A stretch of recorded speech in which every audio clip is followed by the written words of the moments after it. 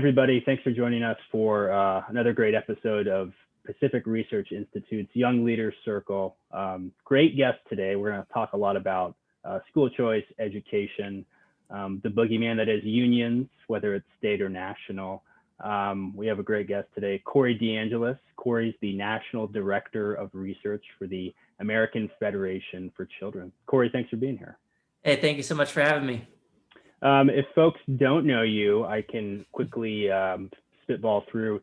You've been on Fox a lot. You've been on Kennedy, Gutfield, Neil Cavuto. You're doing a lot of conferences. You're talking about school choice. Before we get into all your great work and over this past year with COVID, I kind of want to talk about how did you get here? Was next to being, a fireman or an astronaut, you wanted to be a school choice advocate, or what got you to this point?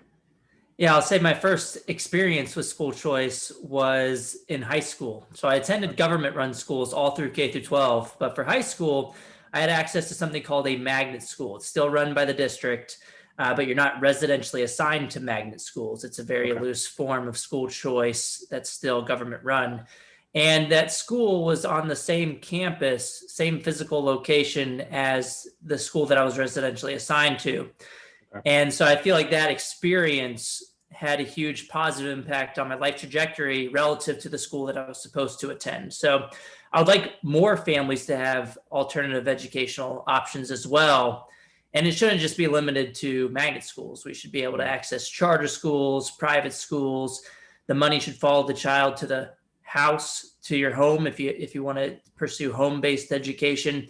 And in fact, I've actually started talking about it in terms of funding students as opposed to systems, or funding students directly, because when you say school choice, a lot of people don't really even know what the heck you're talking about. But when we talk about funding students directly, that's exactly the policy that I'm advocating for, which is having the education funding follow the child to wherever they're getting an education, which could be public, private, charter, homeschool, whatever. And then after that, I did my bachelor's and master's at the University of Texas at San Antonio in economics, which really opened my mind to the reality that the main problem with K-12 education are these residentially assigned geographic monopolies that lead to very little incentives for the residentially assigned option to do a good job. Just imagine if you're residentially assigned to your neighborhood grocery store and you couldn't go anywhere else unless you got up and moved to another house. That would be absolutely ridiculous. It would be highly costly to do so. And that establishment wouldn't have any particularly strong incentive to cater to your needs. Yeah. So that started to kind of click a little bit for me more in college, especially under my advisor, John Merrifield, who was a big school choice researcher. He recently retired from the university. And he advised me to go to the University of Arkansas, where I just did my Ph.D. in education policy, where I really started to delve into the specifics of these policies and their effects on things like criminal activity and mental health of the students. And so that was kind of my background. And then I went into the Cato Institute, Reason Foundation. Now I'm at the American Federation for Children. And I feel like if there's one phrase that I kept seeing by your name, mainly last year, it was every state that would pass a school choice bill, or as you said, it was funding students, not systems. I remember I just kept seeing that, and I'd seen some of your work before, and I'm like, this guy just keeps saying this phrase, like, what's going on here? Like what? But it was great to see, and you could kind of follow this path during COVID of legislatures more open to school choice, or realizing, hey, we're in COVID, schools are shut down. We need to have other alternatives for students to learn online, whether it's online charters or doing stuff outside the classroom. And you could kind of see, just follow this chart through the year. And then other states didn't do that, unfortunately. But yeah, and I will say one of the reasons that's beneficial for us to talk about it in terms of funding students directly, as opposed to saying school choice, is the clarity that I talked about earlier. There's less questions, fewer questions flying around about what we actually mean. But then two, it puts the other side on defense. When you argue for funding students as opposed to systems, if you're going to argue against that, all of a sudden the burden of proof is on you to try to argue your way through a position where you'd rather fund the buildings than fund the students. And it puts them on defense, which is really good for our side strategically to talk about it that way. And then also you can bring in analogies with other taxpayer funded initiatives that fund people and even students, as opposed to systems that the other side typically agrees with and supports. For example, with higher education, we have Pell Grants for low income students, the GI Bill for veterans. And with those programs, the money goes to the student, and then they can choose public or private, religious or non-religious universities that work best for them. Same thing with pre-K programs. The funding goes to the student, or the family at least, and the family can choose a public or private, religious or non-religious provider of pre-K services. It's only when it comes to K through 12 education where the other side gets all up in arms about people having a choice. And the only difference there is one of power dynamics, that when it comes to higher education and pre-K, choice is the norm. But for the in-between years of K through 12 education, choice threatens an entrenched special interest that profits from getting people's education dollars regardless of their choice. So they fight really hard to keep it that way. So reframing the discussion this way, I think, has a lot of benefits. And you pointed out over the past year, it's been especially relevant. And I think a reason for that is that, COVID didn't break the public school system. It was already broken. And the past year simply shined a spotlight on the main problem with K through 12 education in America, which happens to be a massive, long existing power imbalance between the public school monopoly and individual families. It's one thing for these schools to continue getting your money regardless of your choice and your satisfaction. But it's another conversation altogether for those same institutions to get your children's education dollars, regardless of whether they even open their doors for business. And so people saw the private schools opening. They saw the public schools opening for daycare, but not for learning. They saw that there's this huge disconnect between the two sectors and different responses to the pandemic. And families found out that the system isn't there for them. It doesn't really care about them. And the teachers unions overplayed their hand and showed their true colors. And so families are supporting school choice or funding students directly more than ever. And at least a dozen states this year have already signed expansions into law. So we're calling it in the movement the year of school choice. Yeah, I mean, you said it, and my question was, I think it seemed like 2020 exposed what was going on with public schools. It exposed the disconnect. I think it's almost too easy of a example to go to, but San Francisco, instead of figuring out how to bring kids back to school, they renamed a bunch of schools, which I guess personally I think made no sense. Priorities. Exactly. And actually educate the kids. We got to focus on the real important things. But I mean, those are good points of, hopefully those are few and far between, but I think, and you brought this up, of 2020 exposed what public schools, I was going to say were doing, but really weren't doing. And I think it also shows we're having this problem in California where charter schools are still growing rapidly. Charter schools, there's wait lists, there's lotteries to get in, because the charter schools around us in Sacramento, Bay Area, they were able to pivot so quickly. They were able to pivot to online learning. They were able to pivot to Zoom easier than what it seemed like public schools, they couldn't even figure it out at first. And it's a bizarre disconnect of, you can bring in your free market, your capitalist example, but it's charter schools, I think in California, they've just been growing quickly because of that type of speed that they can adapt to students.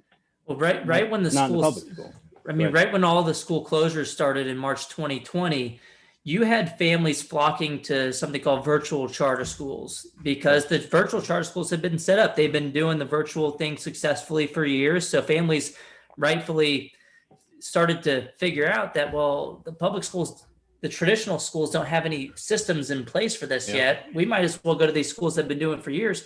And you had states like Oregon and Pennsylvania where the unions were lobbying against allowing families to switch to those schools, whereas any other year it would have been fine.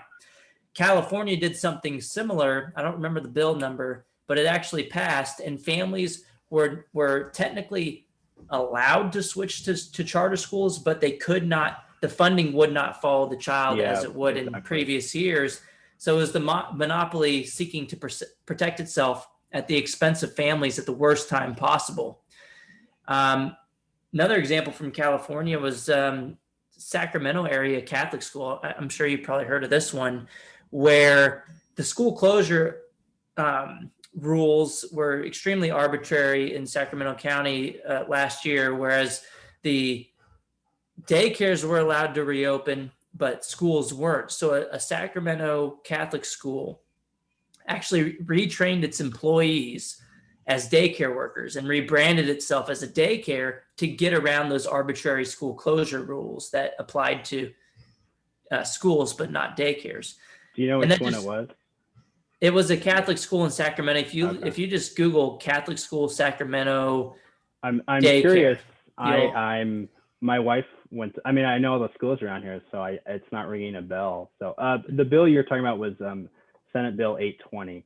So that was how they capped it either by admission you had earlier in the year or a funding amount. But basically, you had students going to these charter schools, and there'd be hundreds more, yet the funding stayed where they were for the previous year, which makes no sense. I mean, yeah, they had kids that were already admitted to the schools, hundreds of kids in just certain schools that had to put the kids back on the wait list that were already admitted because of the ridiculous law that was a bill that was passed to protect the establishment at the expense of families.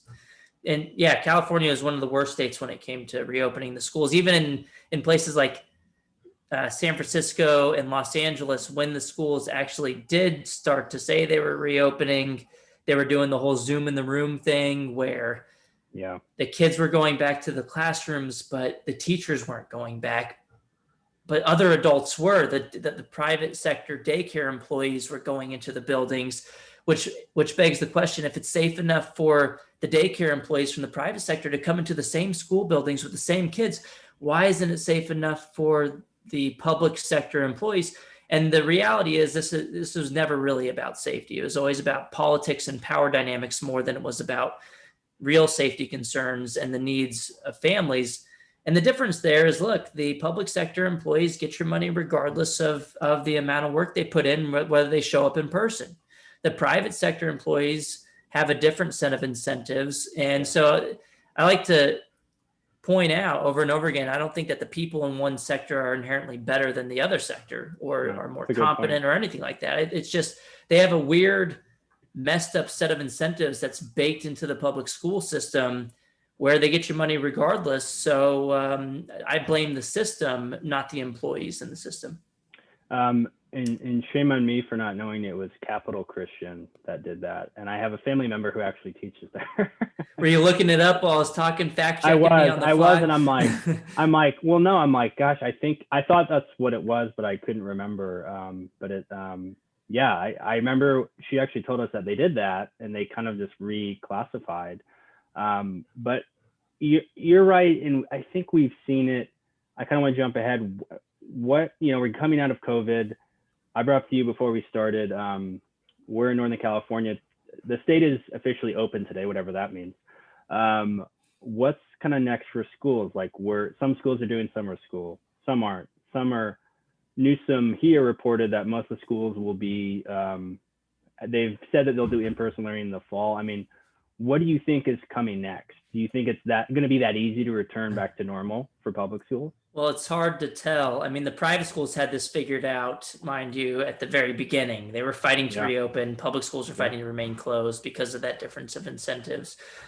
The public schools say that they're going to reopen, but this has been the conversation all over the past year and a half. Is they'll set a date, and then comes to the date, there's a strike or a sick out, and then they ask for more and more things. They just keep using their bargaining position to get more and more out of the taxpayer, and regardless of what the families actually want. So, there hasn't been a lot in the news about this lately because all of the schools have pretty much said, yeah, we plan to do this, we plan to do that. But I have a feeling that once the fall semester is supposed to start, there's going to be a lot of stuff happening. There's going to be some kind of mishap or goalpost shift on the side of the teachers unions. Absolutely. They'll say, yeah, well, we're planning on reopening, but we need this and that and the other. And so If that doesn't happen, that's great. Maybe my prediction will be wrong. But if I've learned anything over the past year and a half is from what we've seen is they keep shifting the goalposts. And if you look at Randy Weingarten's posts on Your Twitter, favorite person. Yeah, she's the president of the American Federation of Teachers, the second largest teachers union in the United States. And she keeps kind of signaling how this is all about the vaccines and that it's so great that, you know, that the children are approved for the vaccine. Perhaps she will make an argument that the schools that all of the children need to be vaccinated in order for the schools to actually reopen. Yeah. Maybe she won't do that, but she's been tweeting about it a lot, at least priming or maybe kind of feeling the waters for how people respond to those things. There's been a lot of pushback against it, but I haven't seen that as an actual call. Sure. As a prerequisite for reopening schools, but I wouldn't put it above them. I was going to say, don't hold your breath. Yeah. What I'm curious, you know, you're in the data, you're doing the research. Is there maybe one or two states that you look at that have just been exceptional in funding students, meeting students' needs over the COVID the past year?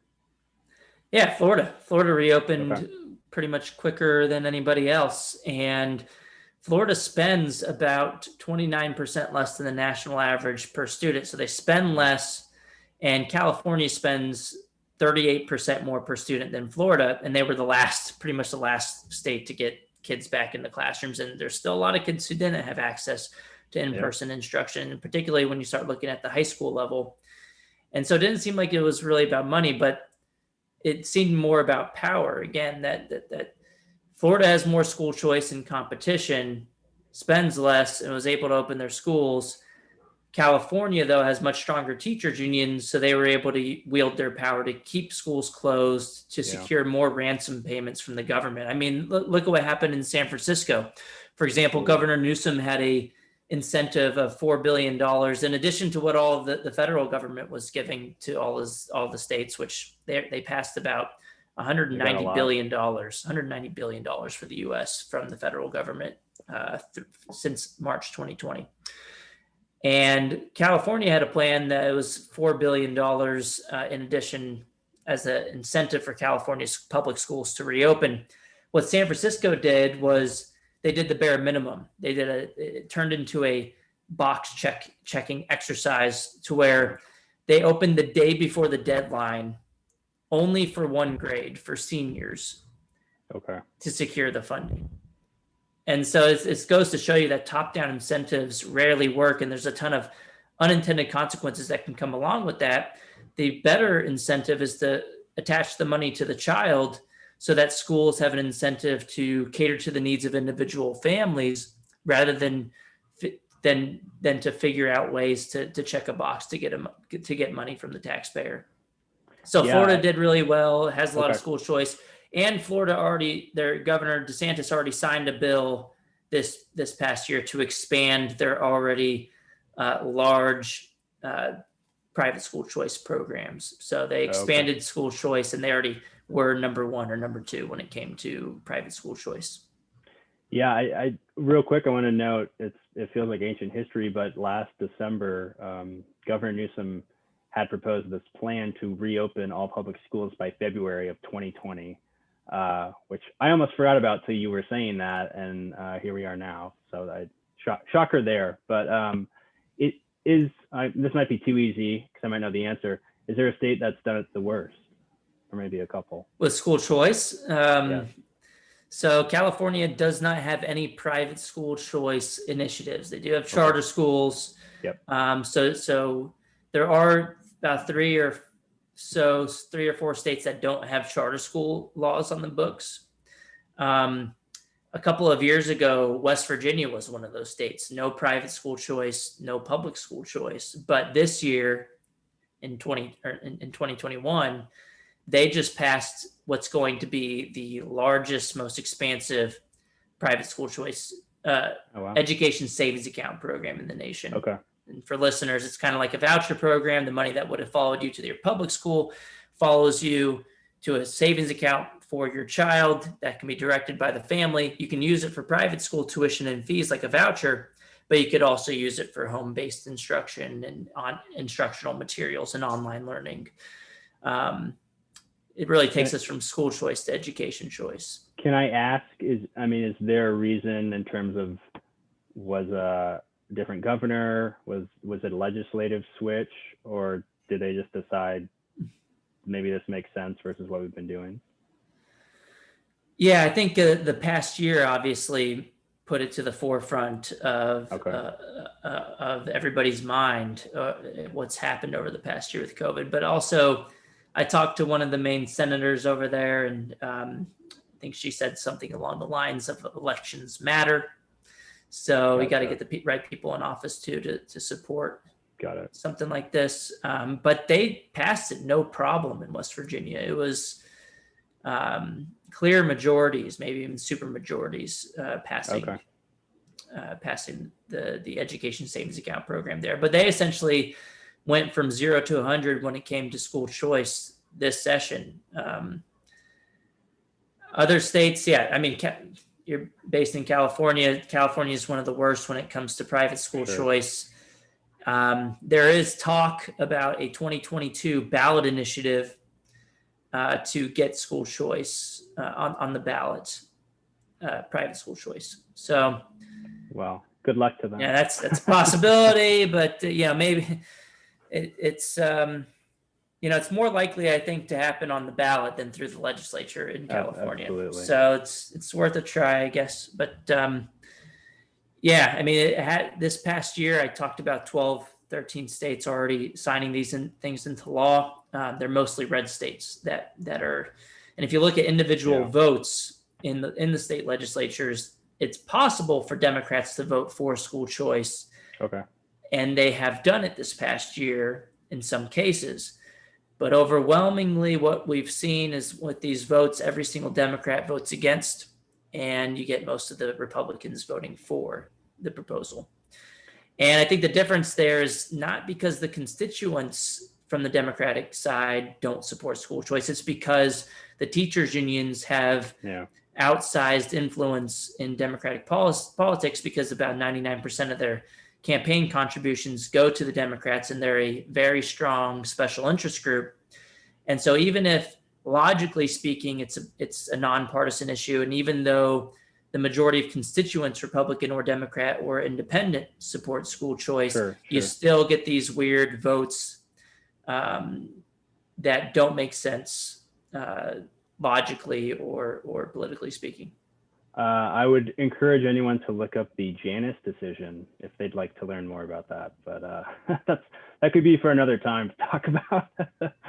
And PRI did a project on that a while ago, but that is interesting how that's played out, or rather not played out, despite what it implied. For the folks that don't know, that was basically letting teachers opt out of unions, but it kind of disappeared in a weird way. Yeah, I think a lot of teachers don't understand that they have the choice to opt out of the union. I mean, the DeAngelis decision was in 2018.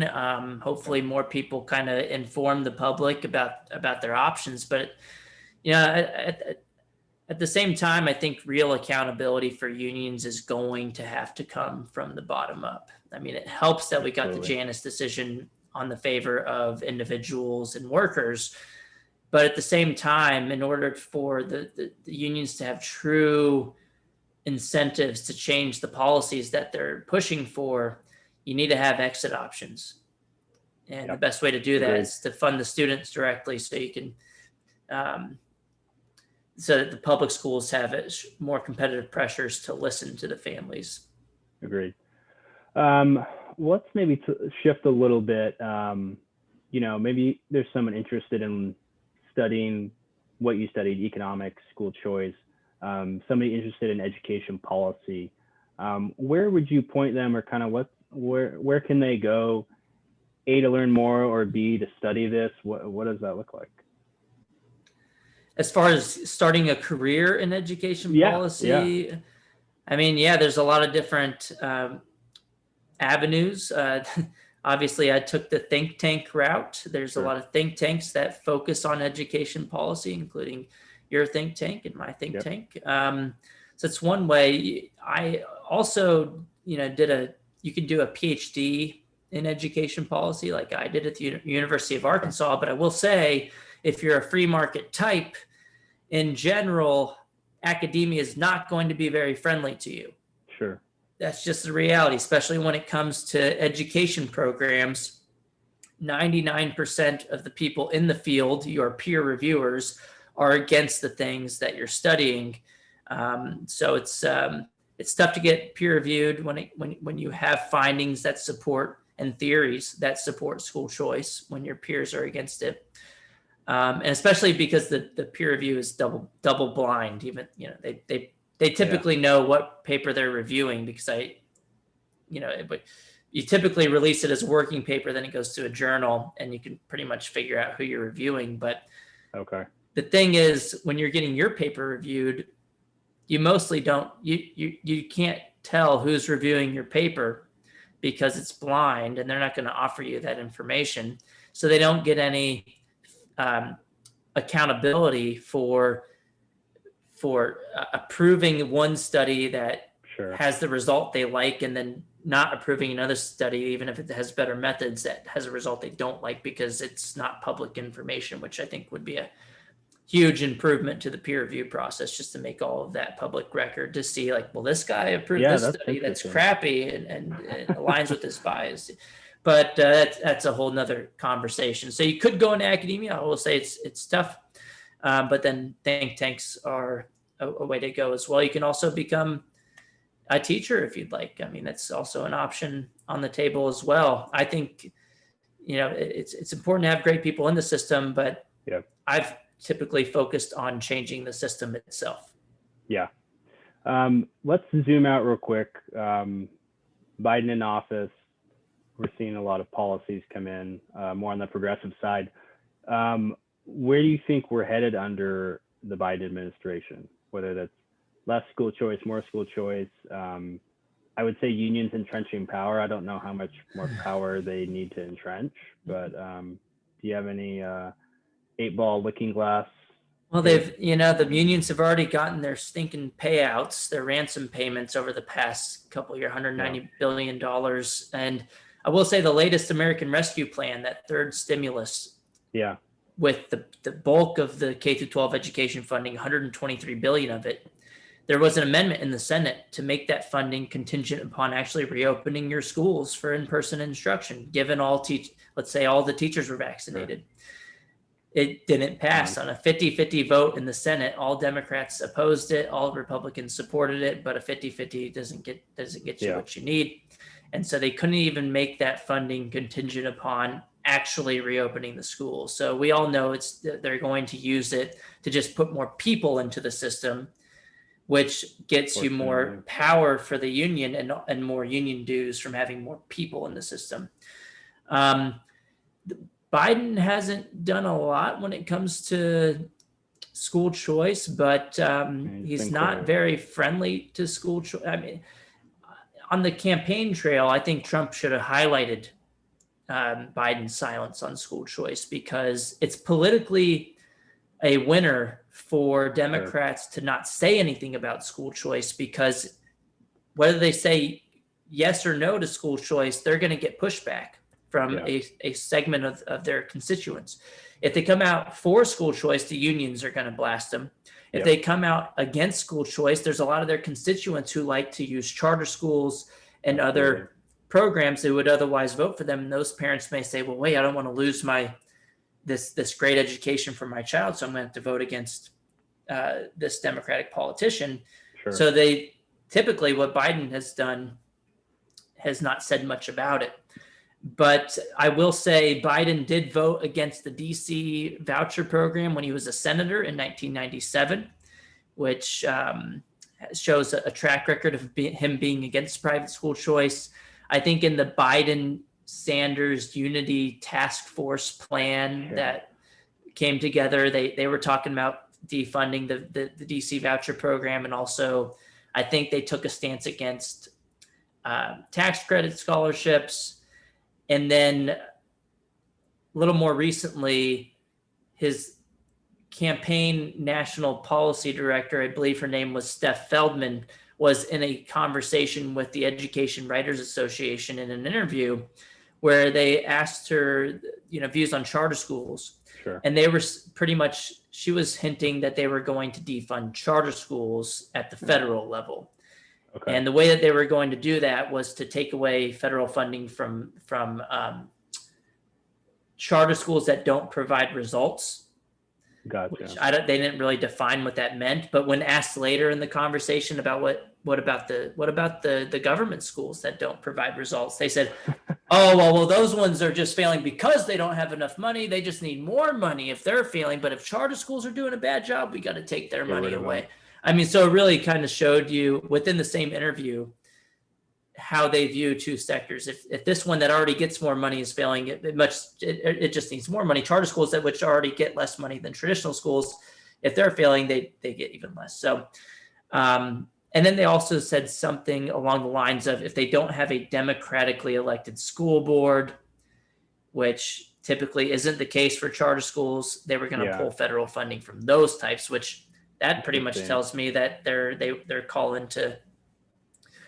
But we haven't seen much action. It's mostly just been that kind of those hints. And then Secretary Cardona, he's not a Betsy DeVos. He's not a super staunch supporter of school choice. But at the same time, I haven't seen much evidence of him railing against school choice either. So hasn't been a lot of action, and that's kind of great. But look, education policy and most of education funding is at the state and local level. And we're winning at the state and local level when it comes to expanding school choice. 92% of K-12 education funding in previous years, we'll have to recount after all this stimulus funding, came from the K-12, from the state and local level. So we're going to continue expanding school choice where it matters the most, regardless of how hostile the current administration is. No, that's a great take, and I think people get wrapped up.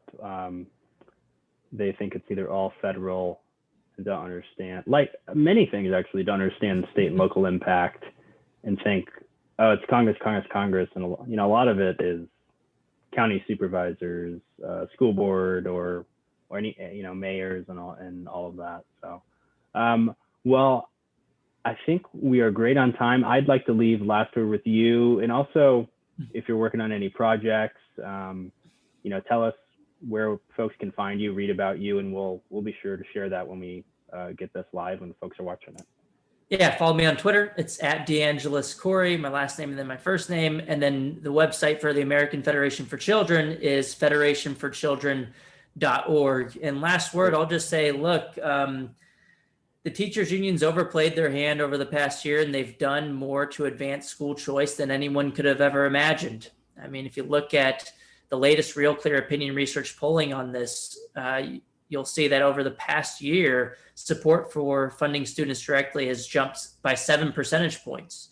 And bigger jumps were recorded for people who previously wouldn't have ever supported school choice in the past. So families are waking up to the reality that there's no good reason to fund closed institutions when you can fund students directly instead. So for that, I will say thank you, teachers unions, for inadvertently doing more to advance school choice than I ever will. Great. Well, thanks for being here, Corey. We really appreciate it. It was great chatting with you. Thanks for having me.